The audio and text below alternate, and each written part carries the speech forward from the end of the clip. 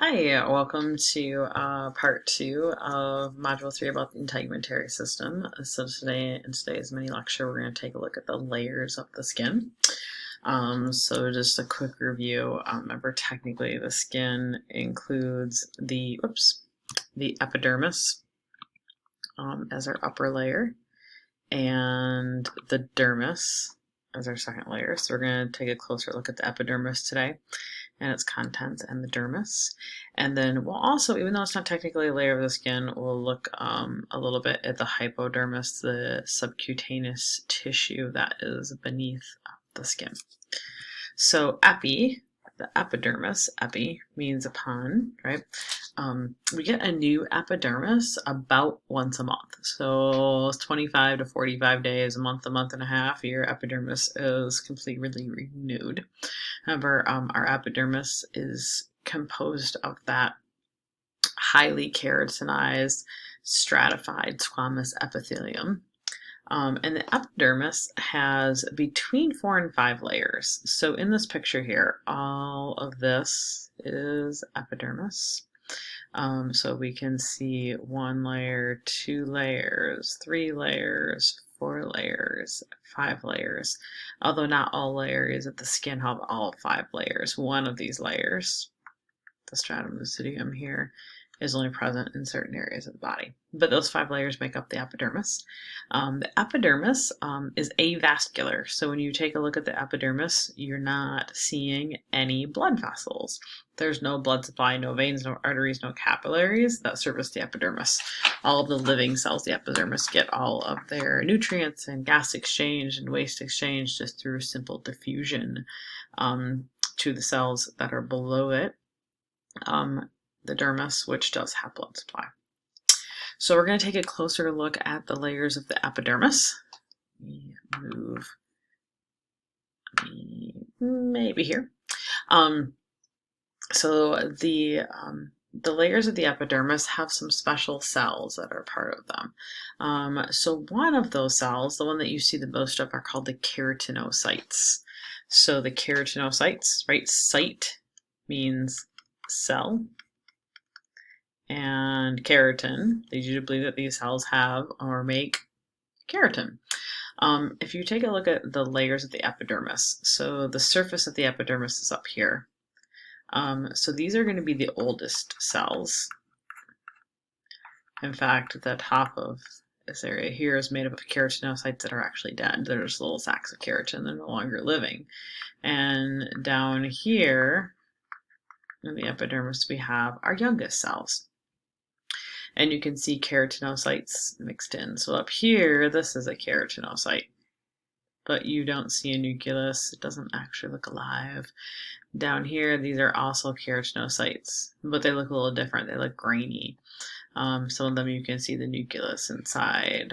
If you move down, we get to the younger keratinocytes, and the youngest keratinocytes are way down here. So keratinocytes, keratin means horn. Keratinocytes produce keratin, that waterproofing protein. In areas where you have lots of friction on your body, you produce more keratin in those areas, and that's what results in the toughening of the skin or a callus. You learned about cell junctions back when you were looking at tissues. Two of the cell junctions that we learned about, the desmosomes and the tight junctions, we find between these keratinocytes. The next type of cell that we're going to see in the skin is another cyte, another cell, but it's a melanocyte, and melano meant black or dark, right? So melanocytes produce a chemical called melanin, and melanin is the pigment that protects us from ultraviolet or UV light. These are found deeper in the epidermis. So the melanocytes are going to be much deeper. We have one down here. Now I know the pictures you have printed out are not colored, and everything looks gray. But if you look for this one that is really gray, and you can see like these gray projections coming off of it, that's a melanocyte. Melanocytes produce melanin, and then they transfer that melanin to other cells So the pigment then moves into other cells. And so they transfer that melanin to keratinocytes, for example. We actually all have the same number of melanocytes, just we have different activity levels when it comes to making melanin that gives our skin different levels of melanin pigmentation. The next type of cells are dendritic cells, and dendritic cells are actually part of our immune system. And we can see a dendritic cell here. On the left-hand side, it says purple kind of star-shaped thing is the dendritic cell. Put a D next to it. Dendritic cells are actually, or they're also called Langerhans cells. They're actually created in the bone marrow, so they're an immune system cell that migrate to our skin, and then they hang out in our skin and wait for something to try to get in. So like if a little bacteria gets through the skin and it's trying to like make its way down to our blood supply, this dendritic cell will recognize it hopefully as being an invader and take it out, get rid of it before it causes the problem. Our last type of cell are tactile epithelial cells. So these are going to be cells, another name for them is Merkel cells. They are part of our nervous system, and they do nervous system reception. So you can see actually a nerve right down here coming up from the dermis, and this blue cell here is one of these tactile cells or Merkel cells. That will, when it's stimulated, it will send a message to our nervous system about the touch in that area of the skin. So those are the cells that we're going to see in the epidermis. Next, we're going to take a look at the layers of the epidermis. So these cells are contained within layers. The keratinocytes we actually find in all of the layers. A way to remember the layers of the skin is mnemonic device. I use a lot of mnemonic devices in my own memorization of things. So the mnemonic device for remembering the layers of the epidermis is come, let's get sunburned. All of the layers start with stratum, right? Stratum, stratum, stratum, stratum. So the mnemonic device helps you remember the second word. Come is for corneum, L is for lucidium, G is for granulosum, S for spinosum, and basal for, or burn for basal for B. So when you touch your skin, when you're touching the surface of the skin, what you're touching is the stratum corneum. I think corneum reminds me of a coroner, and a coroner works with dead people. Yeah, so this is the dead layer of the skin.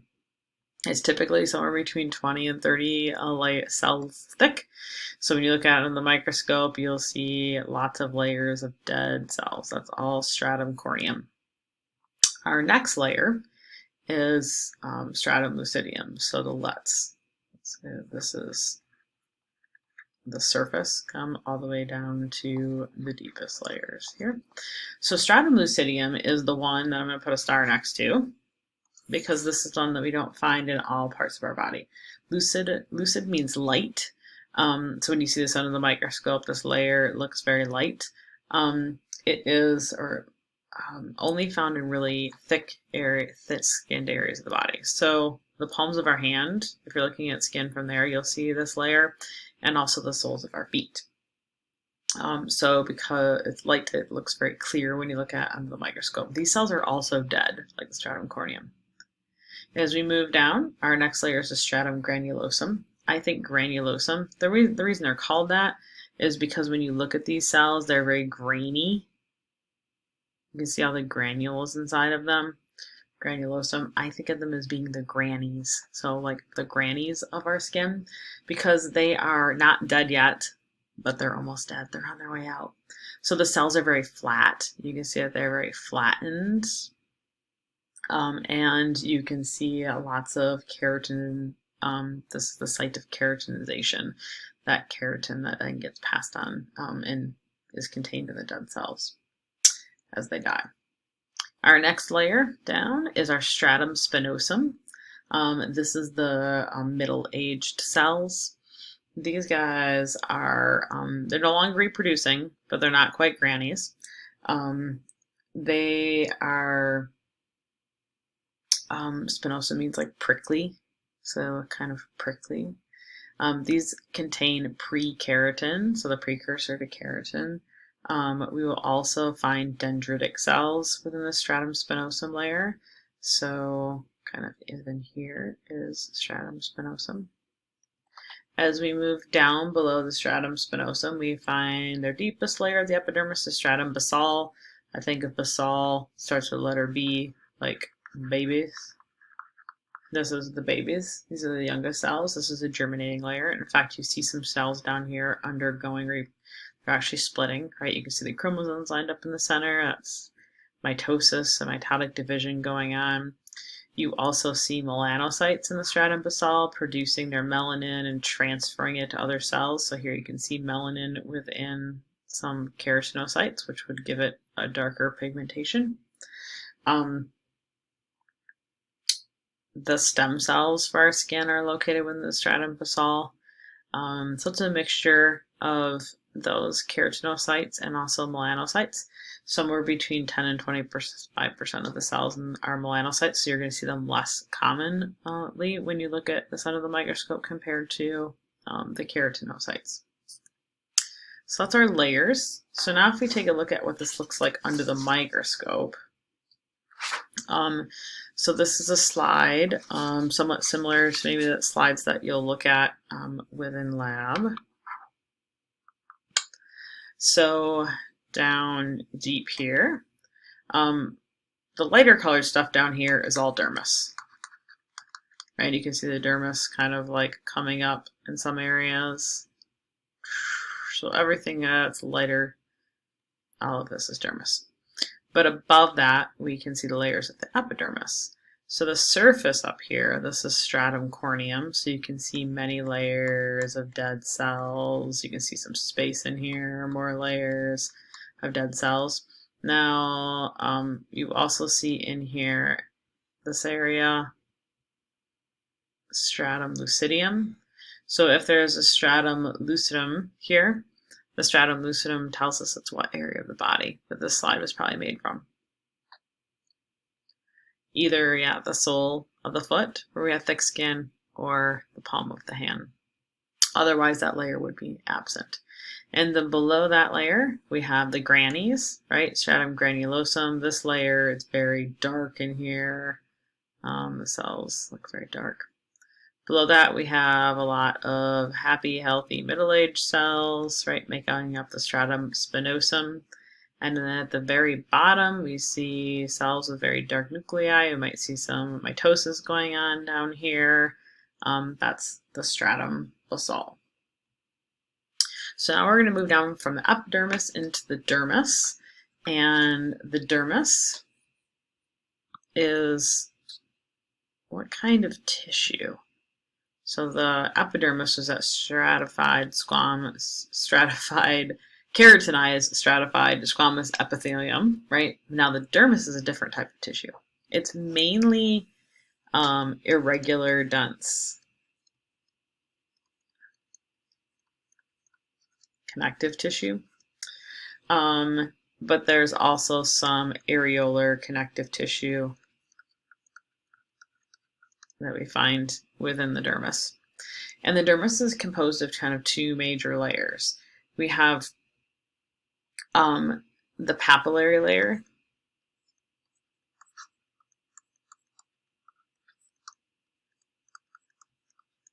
and that's where you're going to find that areolar connective tissue. And then the other part of it is the reticular layer. And that's where you're going to find the irregular, dense connective tissue. The papillary layer is at the top here. And most of this then is going to be reticular layer. We can also see, so up in that papillary layer, we can see dermal papilla. These are the bumps that actually give rise to our fingerprints. We can see a capillary loop bringing blood supply. Remember, the dermis it is vascular, it has blood supply. We can see all kinds of good stuff stuck inside the reticular layers. You see sweat glands and oil glands, and you can see muscles for hairs, and we can see all kinds of sensory receptors and nerves, and we can see blood supply. So lots of stuff in here. Where that the dermis is going to have a lot of collagen.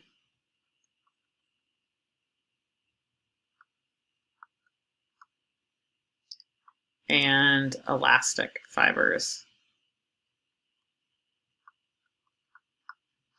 And also. So if we take a look at a slide that highlights the dermis, so we still see epidermis up at the top here, right? So we can see many layers of epidermis, but if we get below the dermis, we see, or sorry, below the epidermis, we see the dermis. So kind of that's the boundary of it. So everything that's kind of like pink in here. The papillary layer at the top, so kind of this top section is papillary layer, and then below that we have the reticular layer, and you can see lots of irregular dense connective tissue inside that reticular layer. Now our dermis has what are called dermal modifications. So there's a couple of them illustrated here. The first one that we see here is cleavage lines. And the cleavage lines, you can see kind of running across the body. The collagen fibers that are in the skin basically run parallel to the surface of the skin, and some areas the collagen fibers are less dense in, and it creates this pattern of lines. Now, obviously you don't see these, but they're kind of important to know their location if you're doing an incision or surgery on the skin, because incisions made parallel to these lines will heal better. So if you're going to be, for example, cutting in this area, if you cut parallel to these lines, and the incision will heal up better. If you cut perpendicular, then the incision is not going to heal as well. So following these cleavage lines leads to less scarring and better healing. The second dermal modification here that you're familiar with, you see when you look at the palm of your hand, or your elbow or your feet, but in the hand and the wrist they're pretty prominent. These are called flexure lines. And you see them near joints. It's where the dermis is held more tightly to the underlying structures, and it kind of connects at those areas and creates those flexure lines. And then the third dermal modification you're probably a little more familiar with, the epidermal ridges that produce our fingerprints.